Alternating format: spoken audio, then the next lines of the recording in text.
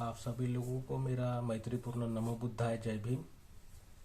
मैं आप लोगों सब लोगों का स्वागत करता हूँ अपने इस यूट्यूब चैनल एक कदम बुद्ध के धम्म की ओर में। जैसे कि आप सब लोग जानते हैं कि कल ही हम लोगों ने बुद्ध पूर्णिमा, जिसे वैशाख पूर्णिमा भी कहते हैं, बड़े धूमधाम से पूरे विश्व भर में मनाई गई। और मैंने आप लोगों से कहा था कि अपने इस चैनल पे आगे आने वाले वीडियोस में हम बुद्ध और उनके धम्म के बारे में, जो बाबा साहब ने किताब लिखी है, उसके बारे में जानकारी लेंगे। तो सबसे पहले हमें ये जानना चाहिए कि हमें वो किताब क्यों पढ़नी है। हम ये जानेंगे कि वो किताब हमको किस लिए पढ़नी है, किस लिए समझनी है, तब उसको जानने में, समझने में हमें दिक्कत नहीं होगी। हमारा इंटरेस्ट रहेगा, हमारा उसमें इंटरेस्ट बढ़ेगा तो ही हम उसको समझने की कोशिश करेंगे। तो देखिए कि बाबा साहब आम्बेडकर ने अपने जीवन में अनेकों संघर्ष किए हैं और उन्होंने कहा है कि इन संघर्षों में वो किस तरह के संघर्ष थे, वो उन्होंने जो संघर्ष किए हैं, उन्होंने जो कुछ तकलीफें उनके जीवन में उन्हें मिली, तो वो किस तरह की तकलीफें थी और किस तरह का उनका संघर्ष था। तो हम अगर देखते हैं बाहर देशों में जाए तो देखते हैं कि लोग चुनाव के अधिकारों के लिए लड़ रहे थे, कोई रोजगारों के लिए लड़ रहा था, है ना। तो बाबा साहब लड़ रहे थे पानी पीने के लिए, बाबा साहब लड़ रहे थे कि किसी मंदिर में प्रवेश मिल जाए, बाबा साहब लड़ रहे थे कि हमें समानता का दर्जा मिले। तो ये सब सामाजिक भेदभाव है व्यक्ति और व्यक्ति के बीच में। तो ये सामाजिक भेदभाव किस तरह का है और कैसे वो उत्पन्न होता है। तो कल ही हमने देखा है कि सामाजिक भेदभाव वो हमारे पुराने, हमारे जो परंपरागत मान्यताएं हैं, जिसमें हम विश्वास रखते हैं, उनके कारण वो निर्माण होता है। तो बाबा साहब ने अपने जीवन में जो संघर्ष किया है, तो उन्होंने कहा है कि मेरे संघर्ष में, यानी मैं जो बना हूँ या मैंने जो बनने की प्रेरणा ली है, तो वो 3 उन्होंने गुरु बताए हैं उन्होंने। तो कौन से 3 गुरु उन्होंने बताए हैं? बुद्ध, कबीर और फुले। तो बुद्ध, कबीर और फुले, ये 3 गुरु बाबा साहब ने अपने जीवन में बताए हैं और उनसे प्रेरणा लेकर उन्होंने अपना जीवन में जो कुछ भी काम किया है वो उनसे प्रेरित है। तो इसमें बुद्ध जो है, उनके पहले गुरु, आप सब लोगों को पता है कि केडस्कर गुरुजी ने बाबा साहब आम्बेडकर को, जब वो छोटे थे तब उनको बुद्ध का चरित्र, ये जो किताब है, वो दी थी। तो बाबा साहब ने वो भी पढ़ी थी।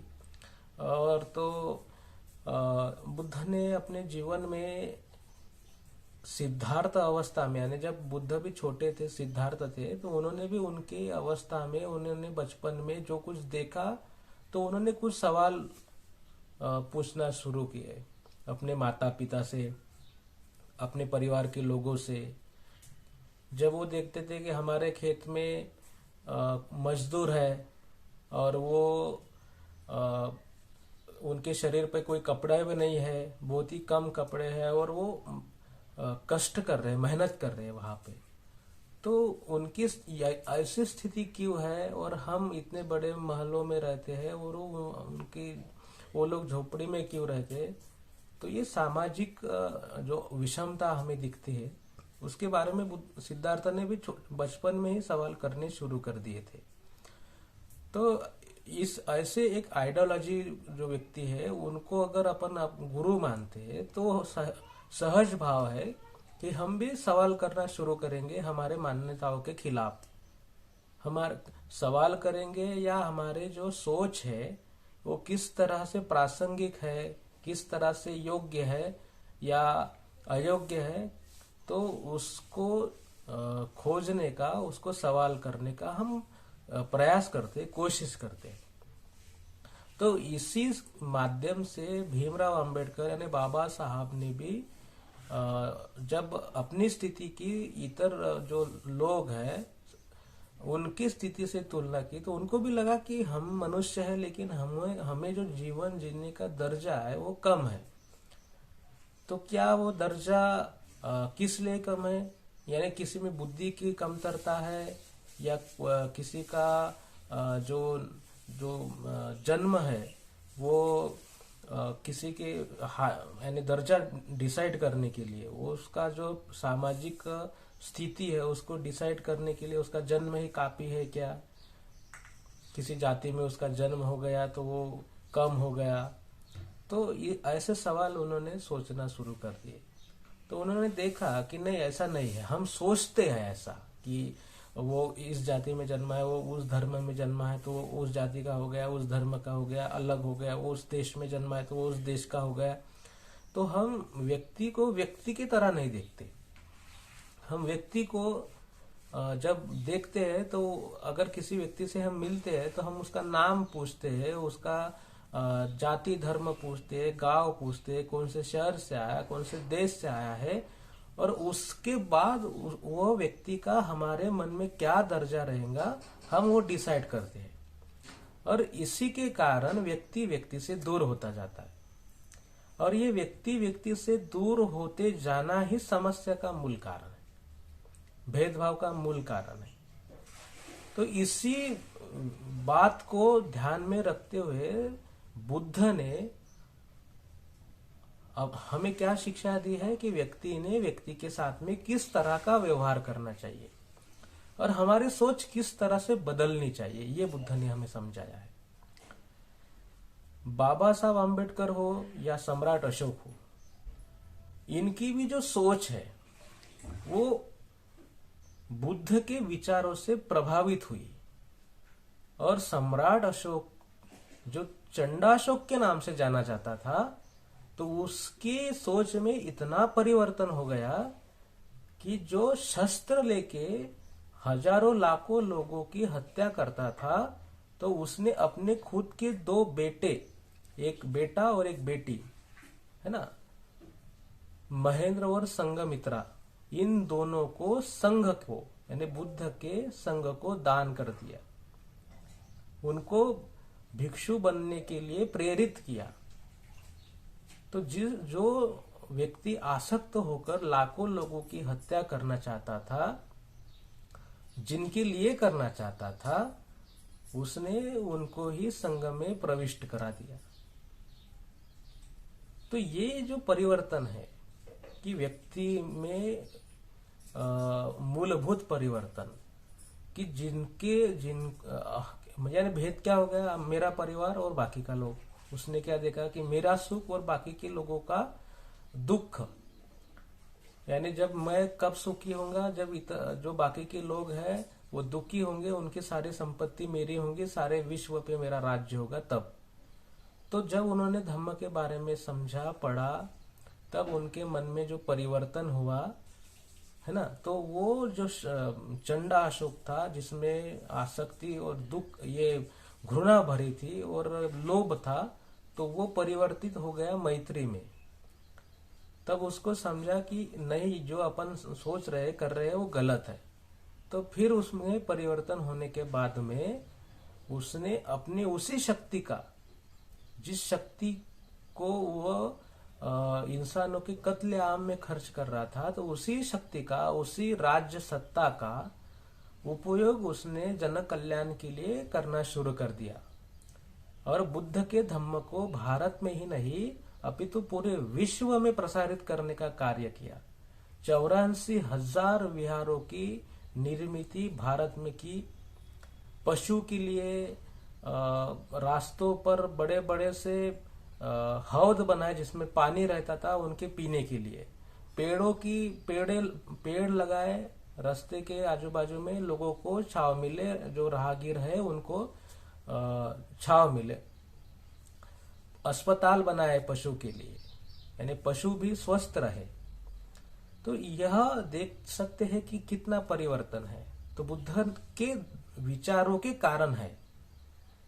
तो बुद्ध के विचारों के कारण बाबा साहब को प्रेरणा मिली कि हमें कुछ करना चाहिए, यानी मुझे कुछ करना चाहिए जिसके कारण मैं ऐसी शक्ति अर्जित कर सकूं कि जिसके कारण मेरा जो समाज है, जो लोग हैं, जिसको अस्पृश्य कहा जाता है, अमानवीय, जिन्हें उत्पीड़न दिया जाता है, तो इन लोगों को भी मनुष्य समझा जाए। किस तरह से उनको मैं योग्य, जो क्या बोलते हैं उसको, कि वागनुक है ना, तो वो किस तरह से मिले।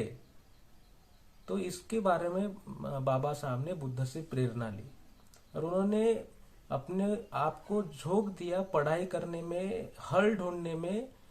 और फिर जाकर बाबा साहब ने विद्वत्ता ग्रहण करके बड़े बड़े कॉलेजों, यूनिवर्सिटीज में जाके विश्व भर से उन्होंने शिक्षा ग्रहण की, बहुत से किताबें पढ़ी और खुद को इतना समृद्ध बनाया, विद्वान बनाया कि कोई भी सवाल का, किसी भी समस्या का जवाब वो दे सके। वो चाहे आर्थिक हो, सामाजिक हो, शैक्षणिक हो, धार्मिक हो, किसी भी क्षेत्र में किसी भी समस्या का जो हल है वो बुद्ध दे सके। ऐसा बाबा साहब आम्बेडकर में जज्बा पैदा हो गया, विद्वत्ता आ गई। और आगे जाके तो आप लोगों को पता ही है क्या हुआ भीमराव आम्बेडकर का। वो बाबा साहब बने, डॉक्टर बाबा साहब बने, बैरिस्टर भीमराव आम्बेडकर बने। उन्होंने देश का संविधान लिखा। उन्होंने ब्रिटिश इंडिया में, भारत की स्वतंत्रता से पहले 1942 में वो वायसराय के काउंसिल में थे, लेबर मिनिस्टर थे। तब भी उन्होंने भारत के ही हित के लिए काम किया। आज भी जो बड़ी बड़ी परियोजनाएं हैं, तो वो परियोजनाएं बाबा साहब लेबर मिनिस्टर थे तब उन्होंने उनको ब्लूप्रिंट बनाया, उन्होंने उनको अमल में लाया। तो बाबा साहब ने जो किया वो किसी एक तबके के लिए, किसी एक जाति धर्म के लिए नहीं किया, वो देश के लिए किया। यानी उनका सोच वो धर्म, वो जाति व्यवस्था के भी आगे देश का विकास हो। तो लोग तो ऐसा कहते हैं कि बाबा साहब ने जो काम किया वो एक व्यक्ति को अगर करने के लिए बोला जाए तो 1000 साल लग जाएंगे। तो उन्होंने उनके छोटे से जो जिंदगी है उनमें कर दिया। तो ये किस तरह से होता है? ये जो प्रेरणा है, ये विचार जो बदलते हैं, एक व्यक्ति को इतना डायनामिक बना देता है, एक व्यक्ति को इतना शक्तिशाली बना देता है कि वो उस खुद का नहीं तो पूरे विश्व का, पूरे देश का जो दिशा है वो बदल सकता है कि किस तरह उस देश, वो समाज किस दिशा में जाए, वो एक व्यक्ति डिसाइड कर सकता है जो वो बुद्ध से प्रेरणा लेता है।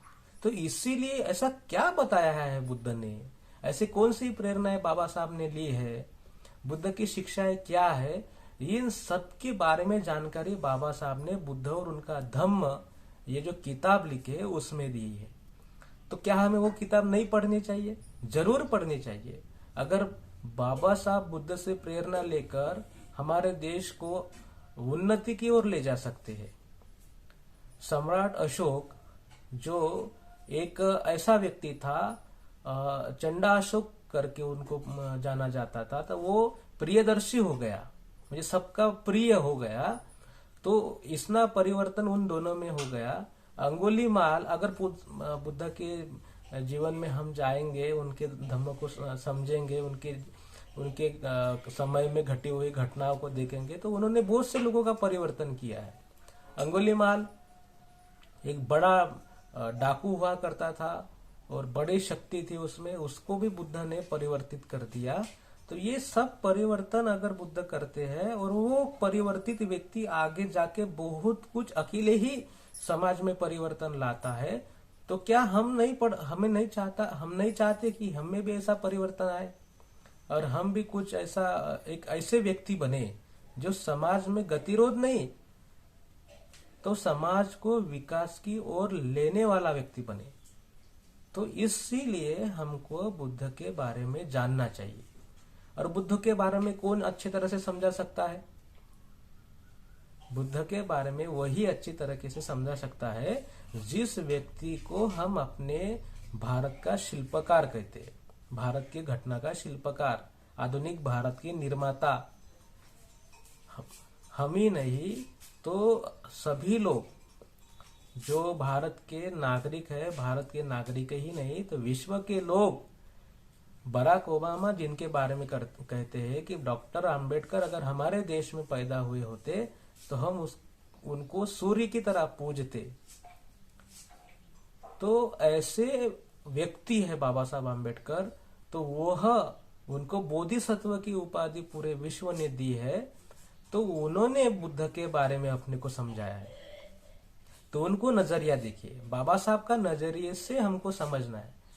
हम अगर पढ़ने जाए तो बुद्ध का जीवन तो त्रिपिटकों में समाहित है, उनकी शिक्षाएं त्रिपिटकों में समाहित है।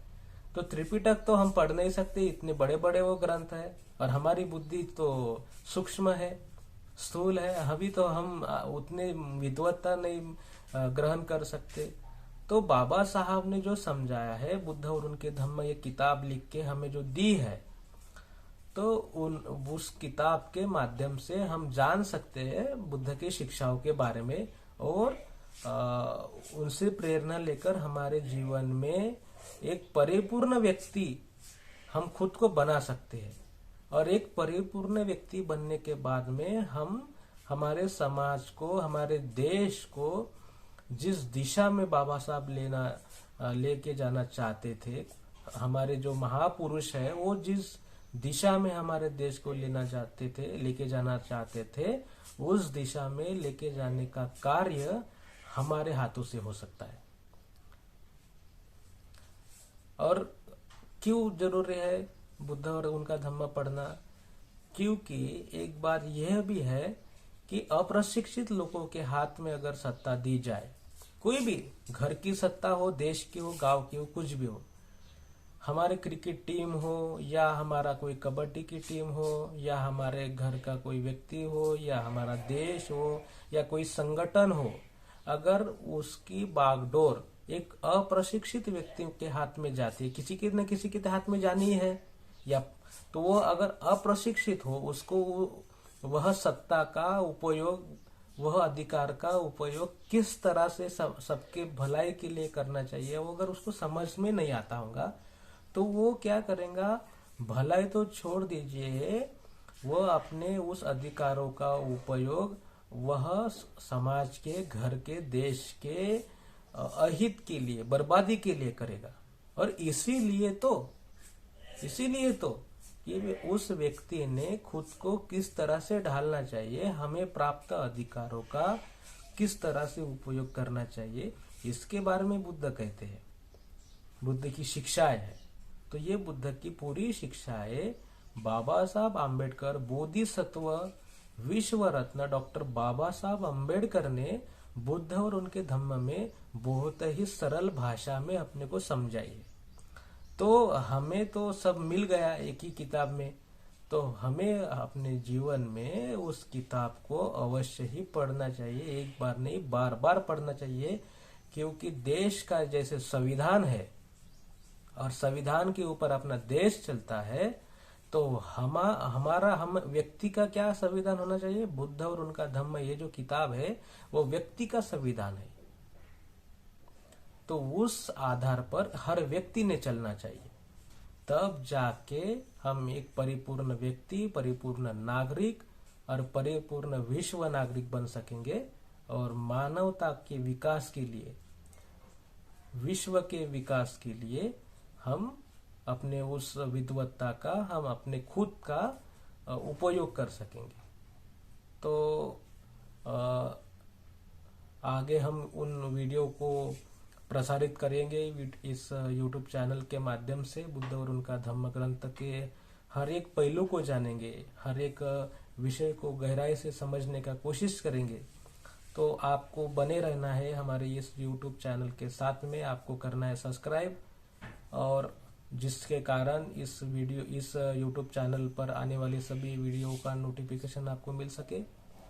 तो मैं आशा करता हूँ कि आज जो बातें मैंने आपके सामने रखी है आपको समझ में आई होंगी। अगर आपको कुछ सवाल हो, कुछ कठिनाई हो, तो जरूर कमेंट बॉक्स में लिखिए, ताकि हमारी डिस्कशन उस बात पे हो सके। मैं यही अपने बातों को विराम देता हूँ और आपके लिए मंगल कामनाएं व्यक्त करता हूँ। नमो बुद्धाय। जय भीम।